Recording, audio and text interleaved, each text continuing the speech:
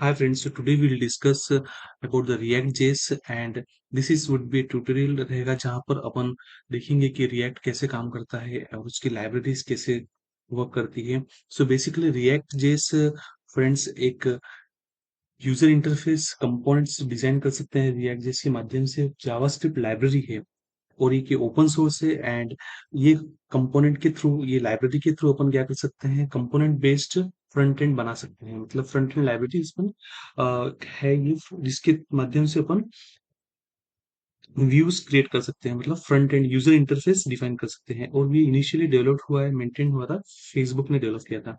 Means Facebook के जो software developers है वहां से ये डेवलप हुआ था। एंड अपन क्यों यूज करते हैं रिएक्ट जेएस को, what is the main objective, because ये एक जावास्क्रिप्ट का ऑब्जेक्ट यूज करता है जिसको कहते हैं virtual DOM. Okay, so this virtual DOM जिसके क्या होगा परफॉर्मेंस इंप्रूव होता है ऐप का। मीन्स ये स्टेट मैनेज कर सकते हैं। जैसे वन पेज से अपन को नेक्स्ट पेज पे जाना है तो उसका नेविगेशन कैसे काम करता है। So that virtual DOM manage करता है। मीन्स वो पेज का कंट्रोलिंग फास्टर रहता है जिसके थ्रू अपन क्लाइंट और सर्वर साइड की रेंडरिंग इजीली कर सकते हैं। Now what is the need for creating a react app, क्योंकि इसमें क्या होगा कि डिपेंडेंसीज रहेगी जिसके थ्रू जैसे वेब पैक है बेबल है, ये अपन बाद में डिस्कस करेंगे when we will proceed with the future videos. So basically React के थ्रू अपन फ्रंट एंड एप्लीकेशंस डेवलप कर सकते हैं और वो एप्लीकेशंस इतने अपने कॉस्ट इफेक्टिव रहेगा और इस बेसिस पे अपन कंपोनेंट डिफाइन कर सकते हैं। अब जैसे इसके लिए अपने को प्री रिक्विजिट रहेगा रिएक्ट जेएस के लिए बेसिकली नोड जेएस लगेगा और वीएस कोड लगेगा। अभी जैसे मेरे सिस्टम में मैं देख सकता हूँ कि कमांड प्रॉम्प्ट में अगर नोड वर्जन अपन जैसे देखें तो अपन नोड का वर्जन देख सकते हैं कमांड डाल के नोड हाइफन वी। सपोज मेरे सिस्टम में देखना है, मेरे सिस्टम में से देख सकता हूँ मैं नोड हाइफन वर्जन।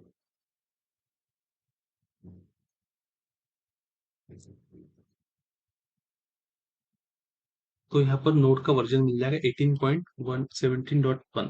सो अभी लेटेस्ट वर्जन जो है वो एक्चुअली 19 वर्जन है। सो अकॉर्डिंगली अपन एनपीएम पैकेजेस रन करके उसको अपडेट कर सकते हैं। राइट, तो ये अपना हो गया कि किस तरीके से अपन रिएक्ट में वर्जन डिफाइन कर सकते हैं। अब इसका डायरेक्टरी स्ट्रक्चर देख सकते हैं गाइस अपन। तो डायरेक्टरी स्ट्रक्चर में क्या रहेगा कि डायरेक्टरी स्ट्रक्चर में अपन इजीली उसको नोड मॉड्यूल ये पर्टिकुलर फोल्डर्स रहेंगे डायरेक्टरी स्ट्रक्चर में जो अपन आगे डिस्कस करेंगे। तो ये बेसिकली अपना नोड मॉड्यूल रहेगा, थर्ड पार्टी लाइब्रेरीज रहेगी, पब्लिक फोल्डर जो रहता है अपने जो कि एसेट्स होल्ड करेगा एप्लीकेशन का, जिसमें कि इंडेक्स डॉट एच फाइल रहेगी जहां पर एप्लीकेशन माउंट रहेगा, और एसआरसी मतलब जहां पर app dot C S S, app dot JS, index dot JS और सर्विस वर्कर डॉट जेएस है। अब ऐप डॉट जेएस जो है ये responsible for displaying the screen react output. मतलब ऐप डॉट जेएस में अपने को रिएक्ट का आउटपुट दिखेगा, जो भी अपने स्क्रीन पे आउटपुट आएगा वो अपन ऐप डॉट जेएस फाइल अपने को उसको होल्ड करेगी। इसी तरीके से package log dot JSON file है। अब इसमें क्या होगा कि कोई भी ऑपरेशंस रहेगा जो कि अपन थर्ड पार्टी पैकेजेस इंस्टॉल कर रहे हैं तो पैकेज डॉट जेसन में मैप होंगे और लॉग फाइल मैनेज होगी उसकी, जो कि उन पैकेजेस को पब्लिश नहीं कर पाएगी। मतलब कोई भी थर्ड पार्टी पैकेजेस ये ऑटोमेटिकली ऑपरेट होंगे एनपीएम पैकेज मॉडिफायर से या फिर नोड मॉड्यूल से। तो वो पैकेज जो जेसन उसको होल्ड करेगी जिसमें मेटा डेटा रहेगा, और इसके थ्रू अपन प्रोजेक्ट को आइडेंटिफाई कर सकते हैं और थर्ड पार्टी लाइब्रेरीज भी अपन डाल सकते हैं। जैसे कोई थर्ड पार्टी अपने को एपीआई इंप्लीमेंट करना है तो उसको भी अपन पैकेज डॉट जेसन में एनपीएम पैकेज इंस्टॉल करके कर सकते हैं। अब ये रीडमी फाइल भी सिंपल डॉक्यूमेंटेशन प्रोवाइड करेगी जो कि रीड ओनली वे रहेगा। अब बेसिकली रिएक्ट में क्या कंपोनेंट क्या होता है ये अपने को समझना रहेगा, और जे6 क्या रहता है ये रिएक्ट के फीचर्स कह सकते हैं अपन गाइस। तो ये बेसिक है जिसके थ्रू अपन रिएक्ट जेएस को अपन होल्ड कर रहे हैं। एंड ये फीचर है इसका जे6 मतलब जावास्क्रिप्ट का एक्सएमएल फॉर्मेट है। मीन स्क्रिप्ट एक्सटेंशन है वो। इट्स एन एक्सएमएल या फिर एचटीएमएल लाइक सिंटैक्स रहेगा and it would be x tends the ES6 functionality को एक्सटेंड करेगा वो, जिसके थ्रू अपन टेक्स्ट को इंटरेक्ट कर सकते हैं जावास्क्रिप्ट के कोड से। अब ये जरूरी भी नहीं है कि अपन J6 को यूज करें, but it's highly recommended that for which we have to manage the platform को मैनेज करने के लिए अपने को JS6 को यूज करना पड़ेगा रिएक्ट के लिए कंपोनेंट में, क्योंकि जावास्क्रिप्ट का XML और HTML के पार्सिंग वहां से मैनेज होगा।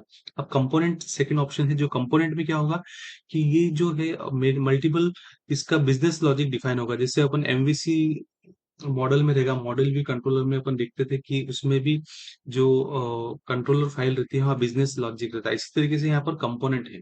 इस तरीके से वन वे डेटा बाइंडिंग जो रहेगा, वन वे डेटा माइनिंग मतलब ये यूनिडायरेक्शनल ट्रैफिक फ्लो होगा। मतलब वन पेज पे ही सिंगल पेज एप्लीकेशन डेवलप होगी और उसके माध्यम से अपन कंपोनेंट को मैनेज करेंगे यहाँ पर। और इसके थ्रू अपन जो भी डेटा रहेगा उसमें चेंजेस अपन नहीं कर पाएंगे फिर। और ये परफॉर्मेंस इश्यूज जो रहेगा इसमें, परफॉर्मेंस एंड सिंप्लिसिटी, ये इसके प्रोज कह सकते हैं।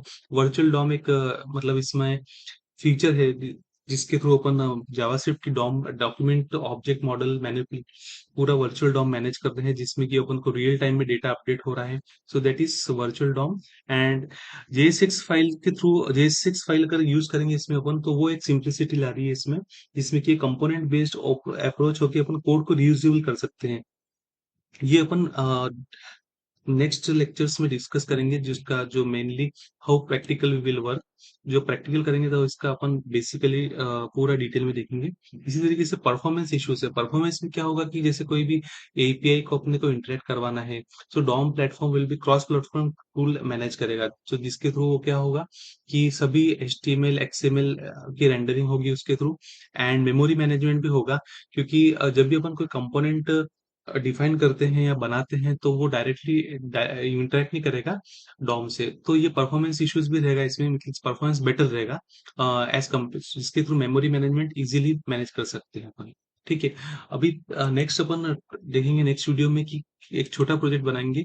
सो how we can do a third project is create, read, update and delete project in React.js. So stay connected guys. Thank you for watching.